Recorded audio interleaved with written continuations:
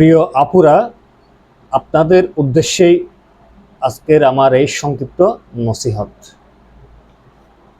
সেটা হচ্ছে যে একটা ঘটনা বলে আপনাদেরকে আমি বোঝানোর চেষ্টা করব।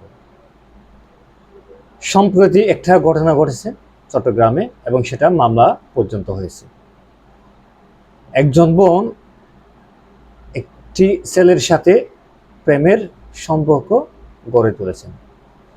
এখন প্রেমিক সেই আপুকে বলেছেন তাহারা পালিয়ে বিয়ে করবেন এবং তার সাথে যেন আপুটা পালিয়ে যায়, এবং আপুকে বলেছেন তুমি পালিয়ে আসার সময় তোমাদের ঘর থেকে টাকা পয়সা ইত্যাদি যা যা নিতে পারো সেগুলো নিয়ে আসবে। এর মধ্যে সেই প্রেমিক পুরুষ অনলাইনে আরেকজন মোটরসাইকেল বিক্রেতার সাথে কথা বলেছেন, তিনি একটি মোটরসাইকেল ক্রয় করবেন।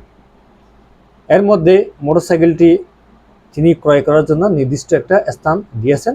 সেখানে মোটরসাইকেল বিক্রেতা তার বাইকটি নিয়ে এসেছেন। ইতিমধ্যে সেই প্রেমিক পুরুষ আপুটাকে নিয়ে এবং আপু তার বাড়ি থেকে আসার সময় কিছু টাকা পয়সা ইত্যাদি নিয়ে এসেছেন একটা ব্যাগ ভরে।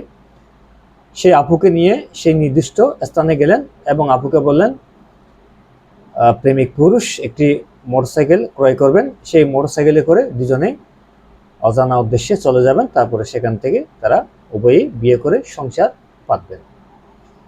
যথাসময়ে আপুটাকে নিয়ে সেই প্রেমিক পুরুষ যথাস্থানে হাজির হলেন মোটরসাইকেল নেওয়ার জন্য, এবং আপু যেই ব্যাগে করে টাকা পয়সা ইত্যাদি নিয়ে এসেছেন সেগুলো সেই প্রেমিক পুরুষের কাঁধের মধ্যে ছিল। এবং যিনি মোটরসাইকেল বিক্রি করবেন তাকে বললেন, ভাই আপনি একটু এখানে দাঁড়ান, এখানে আমার প্রেমিকও আছে, আপনি ওনার সাথে একটু দাঁড়ান, আমি আপনার মোটরসাইকেলটা ঠিক আছে কিনা একটা টেস্ট রাইড দিয়ে দেখি। সহজ সরল বিশ্বাসে সেই মোটরসাইকেল বিক্রেতা গাড়ির চাবি দিলেন এবং প্রেমিক পুরুষ গাড়িটা স্টার্ট করে চলে গেলেন।